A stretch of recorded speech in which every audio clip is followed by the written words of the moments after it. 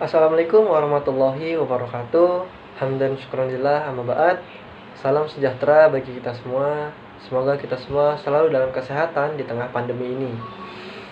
Sebelumnya perkenalkan kami dari kelompok 1 yang insya Allah akan mempresentasikan atau menjelaskan hasil diskusi kami tentang materi yaitu merancang dan mengelola proses jasa. Untuk teman-teman, selamat menyaksikan. Perkenalkan, nama saya Iftahullah Gufron Jaini dengan NIM 1707619006. Perkenalkan, nama saya Adelia Wayusdaningsi dengan NIM 1707619068. Assalamualaikum warahmatullahi wabarakatuh. Nama saya Maulidah Rahmanabila dari Prodi Pendidikan Bisnis B 2019 dengan NIM 1707619032. Nama saya Salsadilina, NIM 1707619023. Halo, perkenalkan, saya Iksan Muwardi dengan NIM 1707619075.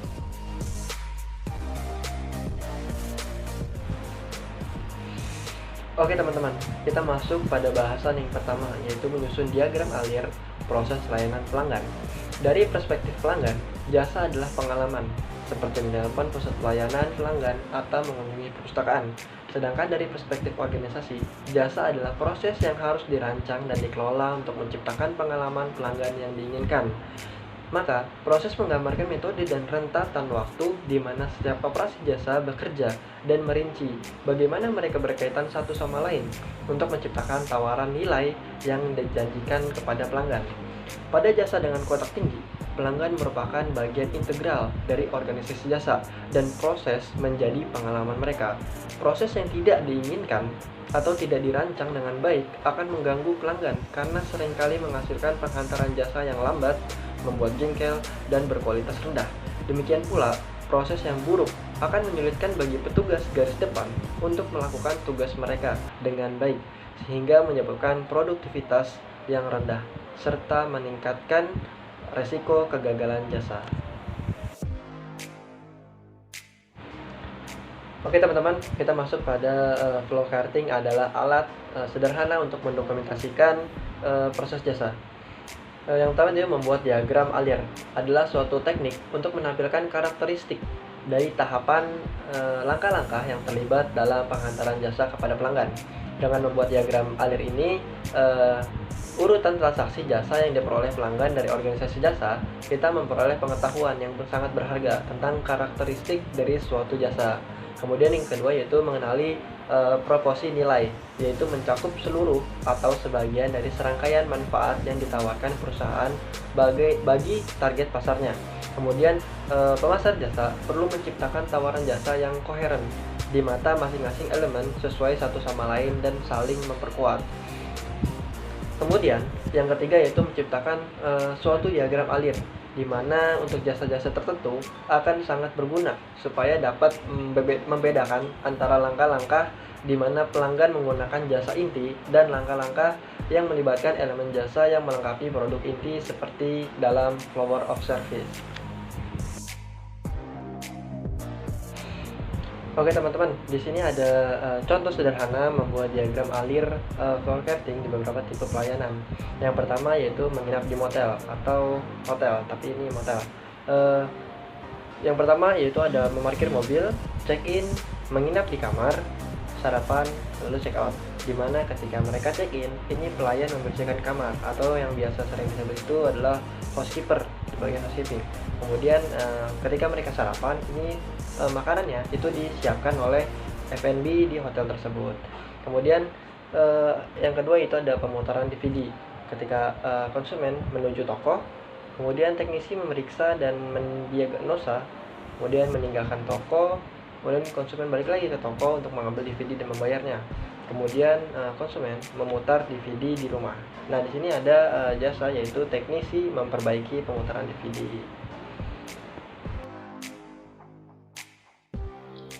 Selanjutnya ada diagram alir dari tipe pelayanan seperti ramalan cuaca. Nah, di sini untuk konsumen, dia pasti memulai dengan menyalakan TV dan memilih siaran. Lalu dia menyaksikan acara ramalan cuaca dan memastikan rencana apa yang dia akan lakukan setelah ia mengetahui ramalan cuaca yang sedang terjadi. Nah, sementara untuk perusahaan pelayanan jasa, mereka mengumpulkan data cuaca, lalu ahli meteorologi memasukkan input data ke model, membuat perkiraan dari output. Selanjutnya juga menyajikan ramalan cuaca itu sehingga konsumen bisa menyaksikan ramalan cuaca. Lalu ada tipe diagram alir dari asuransi kesehatan. Pertama-tama di sini tentunya konsumen mempelajari pilihan-pilihan asuransi. Lalu mereka memilih skema dan melengkapi formulir yang diberikan oleh pelayan jasa. Nah, dari dua tahap ini, kedua belah pihak menyetujui kesepakatan perlindungan yang nantinya konsumen akan melanjutkan tahap pembayaran, dan sementara pelayan jasa akan mengumpulkan informasi konsumen dari kelengkapan formulir tadi untuk dimasukkan ke dalam database. Akhirnya konsumen akan mendapatkan perlindungan asuransi dan berkas polis dicetak lalu dikirim. Next ada wawasan atau insight yang lebih mendalam dari diagram alir. Seperti yang sudah dijelaskan sebelumnya mengenai pembuatan diagram alir, yaitu ada dua tipe, di mana ada proses fisik dan juga berbasis informasi. Berdasarkan penjelasan sebelumnya, yang merupakan proses fisik itu adalah yang berkunjung ke motel dan reparasi DVD, sementara yang berbasis informasi itu adalah ramalan cuaca dan asuransi kesehatan. Nah, peran konsumen itu berbeda setiap produk pelayanan jasanya. Di sini ada perusahaan yang melibatkan proses fisik dan juga informasi saja. Untuk proses fisik, konsumen menilai terlebih dahulu mengenai kualitas jasa berdasarkan tampilan fisik. Nah, ini itu contohnya seperti diagram alir yang sudah dibuat tadi yang menginap di motel. Di sana pastinya konsumen akan menilai terlebih dahulu bagaimana bentuk dari motel tersebut dan juga bagaimana bentuk dari parkiran, fasilitas yang ada di motel tersebut. Sementara yang berbasis informasi, di sini peran konsumen itu kurang aktif. Contohnya seperti yang ramalan cuaca. Di sana konsumen hanya ya udah nonton TV aja untuk melihat ramalan cuaca dan nantinya akan menarik kesimpulan harus seperti apa setelah mereka tahu cuaca yang sedang terjadi. Contohnya seperti harus memakai baju apa atau harus memutuskan untuk pergi keluar atau enggak di sana. Jadi untuk penilaiannya konsumen kurang berperan. Selanjutnya itu adalah membuat cetak biru atau blueprinting. Blueprinting itu merupakan alat utama yang digunakan untuk merancang jasa yang baru atau merancang ulang jasa yang sudah ada.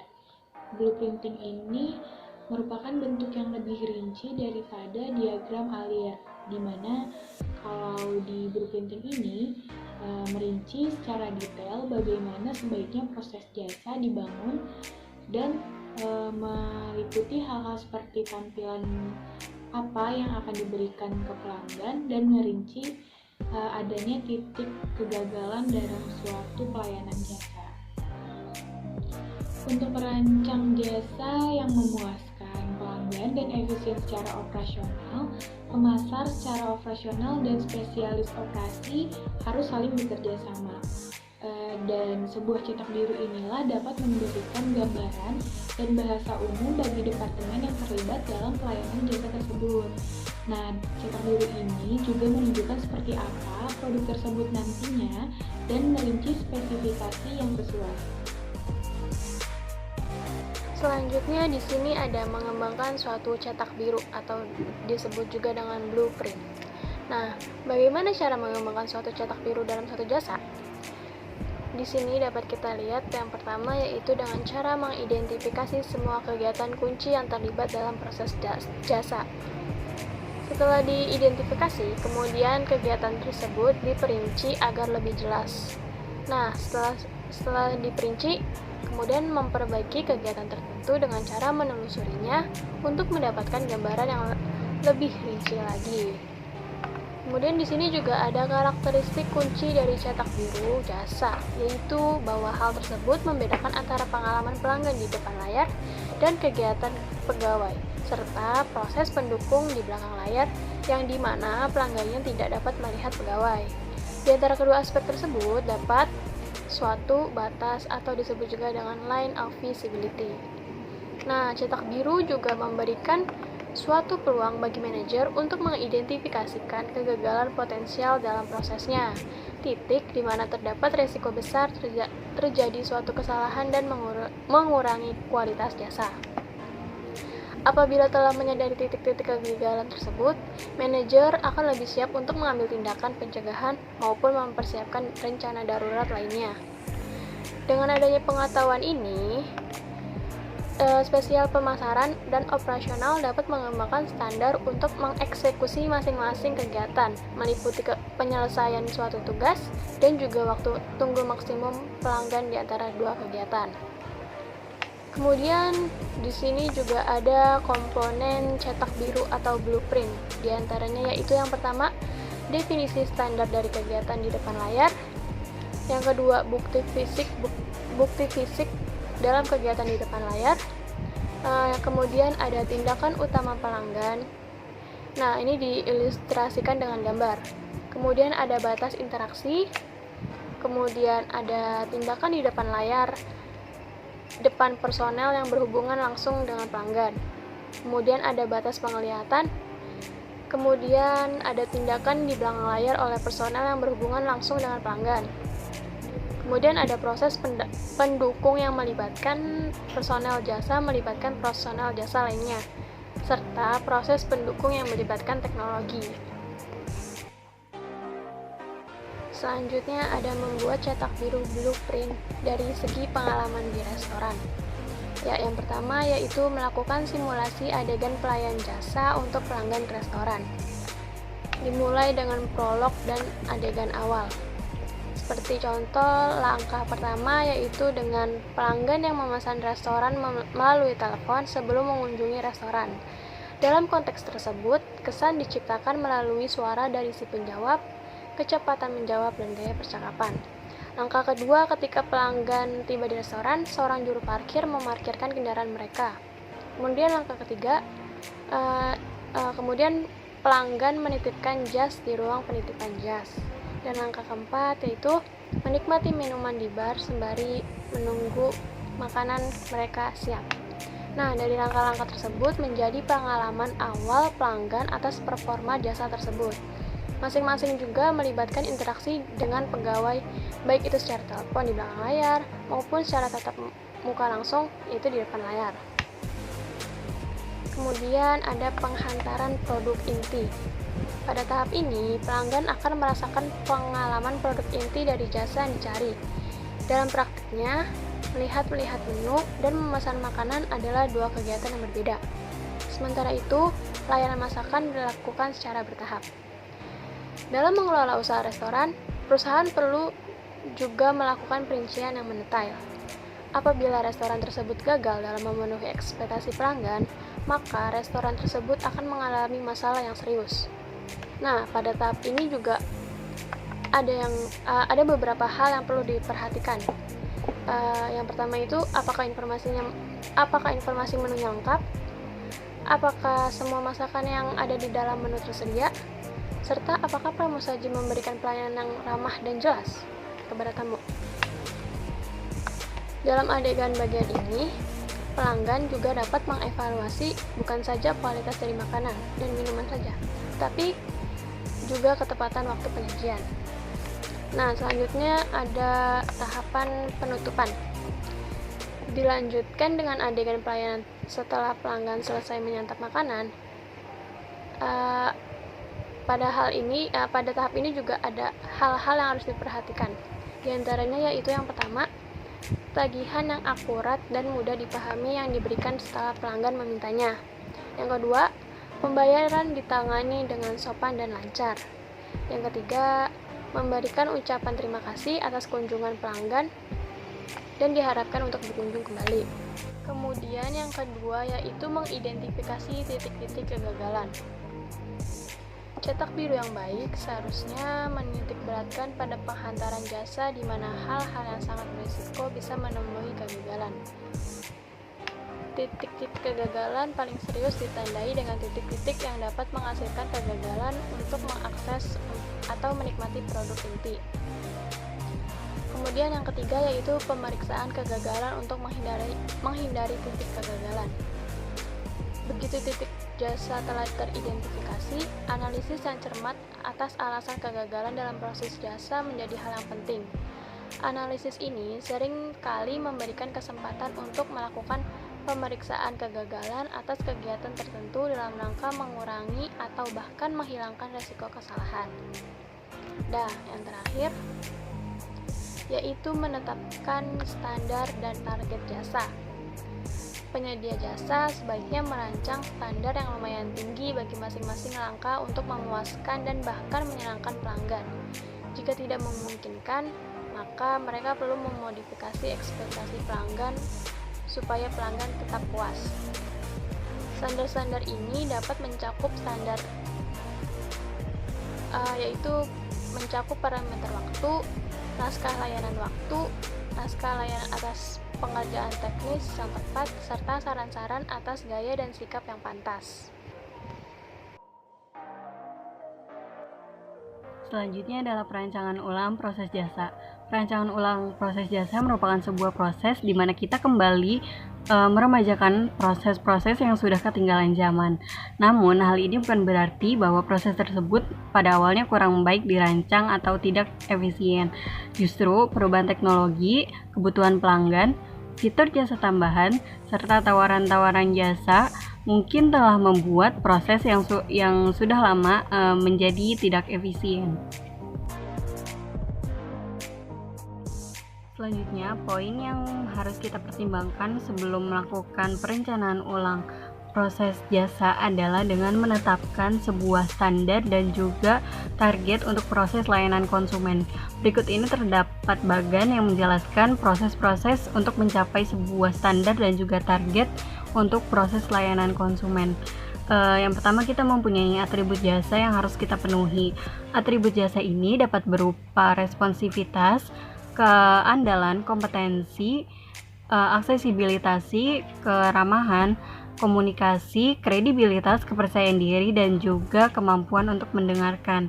Selanjutnya, setelah mempunyai atribut jasa, kita harus memiliki indikator proses jasanya. Misalnya, indikator untuk proses jasa ini adalah waktu pemrosesan untuk menyetujui aplikasi. Kegunaan dari indikator ini berguna untuk menciptakan suatu dasar untuk mengukur kepuasan konsumen.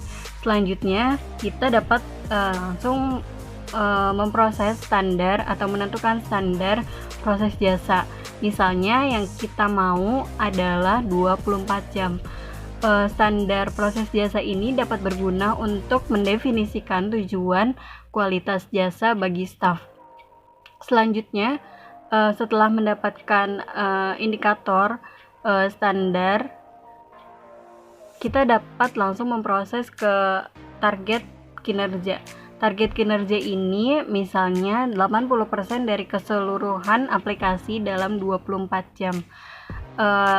Tujuan adanya target kinerja ini adalah untuk memproses tujuan kualitas jasa.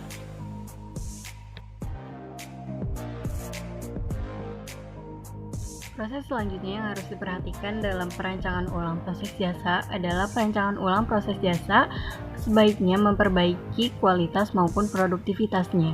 Manajer yang bertugas dalam proyek perancangan ulang proses jasa sebaiknya mencari peluang untuk meraih lompatan kuantum baik dalam produktivitas maupun kualitas jasa pada saat yang bersamaan. Perekayasaan ulang ini merupakan cara-cara suatu tugas dilakukan untuk memiliki potensi besar untuk meningkatkan output, terutama dalam pekerjaan di belakang layar. Upaya perencanaan ulang biasanya berfokus dalam meraih pengukuran kinerja utama sebagaimana berikut ini. 1. Berkurangnya jumlah kegagalan. Yang kedua adalah berkurangnya waktu siklus dari inisiatif pelanggan pada suatu proses jasa hingga akhir. Yang ketiga, produktivitasnya lebih diperkaya. Yang keempat, bertambahnya kepuasan pelanggan. Perancangan ulang proses jasa juga meliputi pemulihan, penyusunan ulang, atau substitusi dari proses jasa. Upaya-upaya ini dikategorikan ke dalam berbagai tipe, antara lain 1. Dengan menghilangkan langkah-langkah yang tidak menambah nilai. Seringkali kegiatan dalam proses di depan dan di belakang layar dapat dipersingkat dengan tujuan yang berfokus pada bagian transaksi jasa yang bermanfaat. Sebagai contoh, seorang pelanggan yang ingin menyewa mobil tidak tertarik dalam mengisi formulir atau memproses pembayaran dan mengecek mobil yang telah dikembalikan. Perancangan ulang jasa merampingkan tugas-tugas tadi dengan menghilangkan langkah-langkah yang tidak menambah nilai. Beralih pada swalayan atau layanan mandiri. Produktivitas dan bahkan kualitas jasa yang lebih besar dapat diraih dengan meningkatkan proses jasa swalayan. Contohnya, JNE berhasil mengalihkan lebih dari 50% dari transaksinya dari pusat panggilan atau call center ke situs webnya, sehingga mengurangi jumlah pegawai pusat sebanyak 20.000-an orang. Yang ketiga adalah menghantarkan jasa langsung. Jenis perancangan ini menghadirkan jasa kepada pelanggan alih-alih menghadirkan pelanggan ke perusahaan jasa.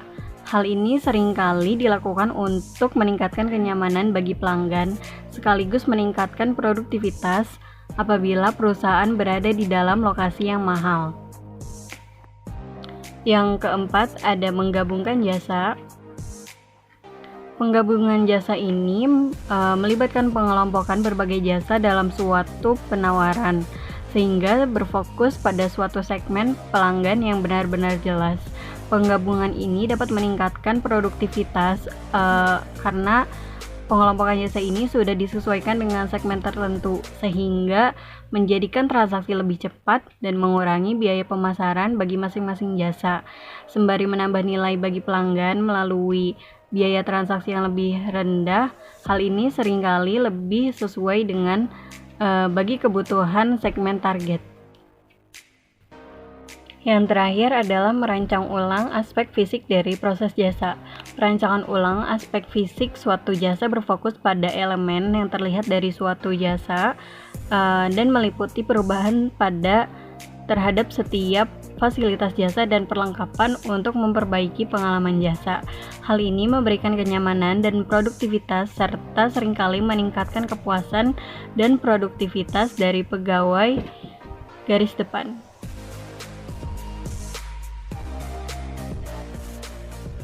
Nah, yang selanjutnya adalah pelanggan sebagai co-produsen.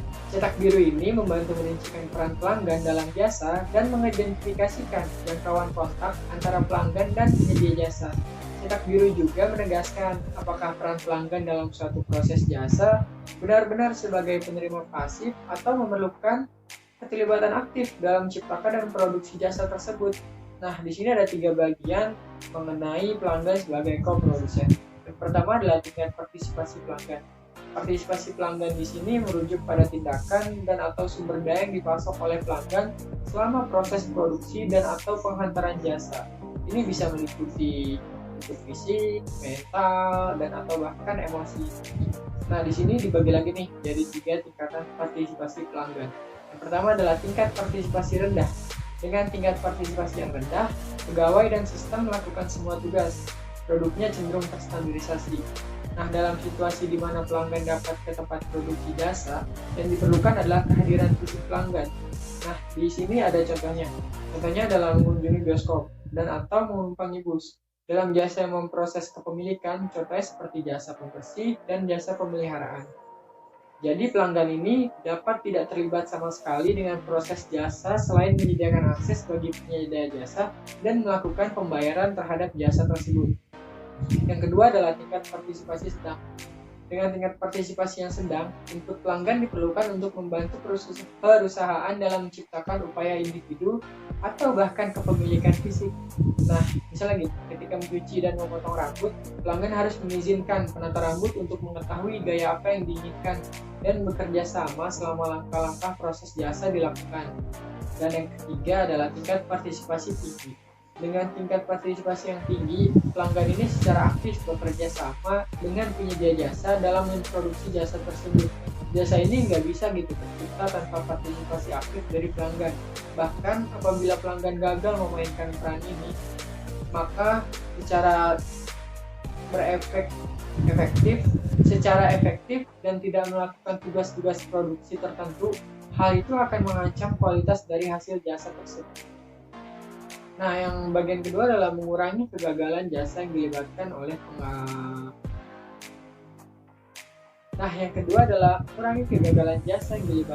pelanggan. Nah, di sini Stephen Tax, Mark Colgate, dan David Bowen menemukan bahwa pelanggan menjadi penyebab sepertiga dari seluruh masalah jasa. Jadi, memulihkan diri dari kegagalan pelanggan, menurut mereka ini adalah hal yang sulit, dan tidak heran kalau pelanggan dan perusahaan mungkin memiliki pandangan yang berbeda atas penyebab masalahnya.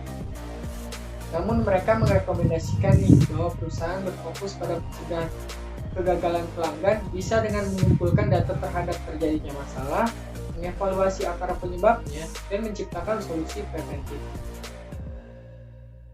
Berikutnya adalah pelanggan sebagai pegawai parsial. Nah, sebagian peneliti ini bahkan berpendapat bahwa perusahaan sebaiknya memandang pelanggan sebagai pegawai parsial yang dapat mempengaruhi produktivitas dan kualitas dari proses jasa dan outputnya. Jadi, di perspektif ini mensyaratkan adanya perubahan dalam pola pikir manajemen. Benjamin Schneider dan David Bowen ini mengatakan lagi jika Anda menganggap pelanggan sebagai pegawai parsial, Anda mulai berpikir secara jauh berbeda mengenai apa yang Anda harapkan dari pelanggan terhadap transaksi jasa.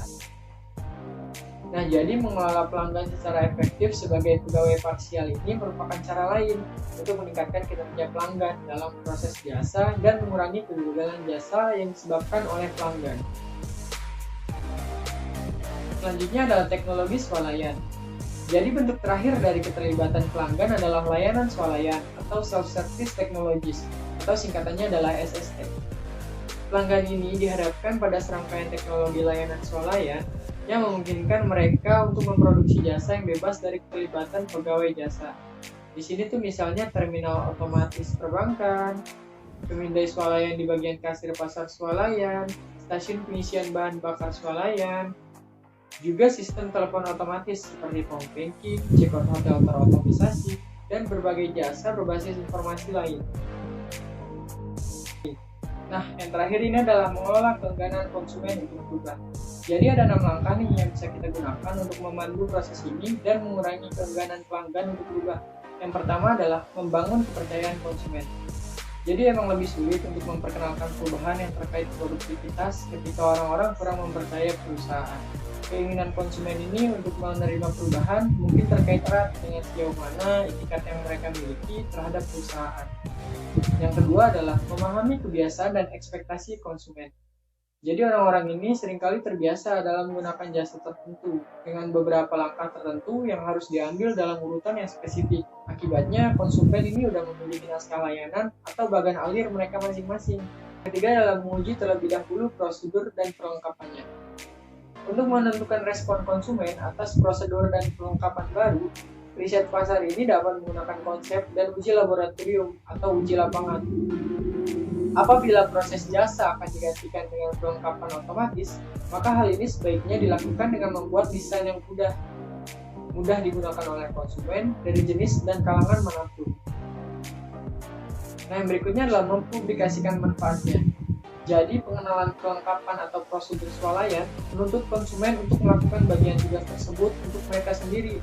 Meskipun pekerjaan tambahan ini bisa dikaitkan dengan manfaat seperti waktu layanan yang bertambah, penghematan waktu, dan penghematan biaya, manfaat-manfaat ini tidak serta-merta menjadi jelas terasa sehingga semua manfaat ini harus disampaikan juga.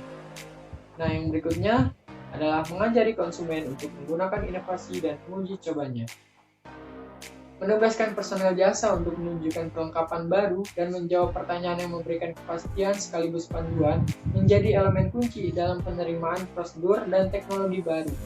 Jadi begitu konsumen telah mencoba proses jasa layanan yang mandiri di swalayan gitu misalnya, terutama yang bersifat elektronik dan berfungsi dengan baik, maka mereka akan cenderung menggunakannya secara rutin gitu di masa mendatang. Nah, yang selanjutnya adalah memonitor kinerja dan selalu memberikan perbaikan. Jadi, mengenalkan perbaikan kualitas dan produktivitas merupakan proses yang berkesinambungan, terutama bagi SST ini. Apabila konsumen tidak puas akan prosedur baru ini, mereka akan cenderung kembali pada kebiasaan lama, sehingga penting untuk mengawasi penggunaan, frekuensi, dan kegagalan transaksi. Nah, demikianlah apa yang dapat kelompok kami sampaikan. Terima kasih kepada teman-teman semua yang sudah menyimak dan menonton video ini dari awal hingga selesai. Semoga video ini bisa menambah wawasan dan pengetahuan kita semua. Terima kasih. Wassalamualaikum warahmatullahi wabarakatuh.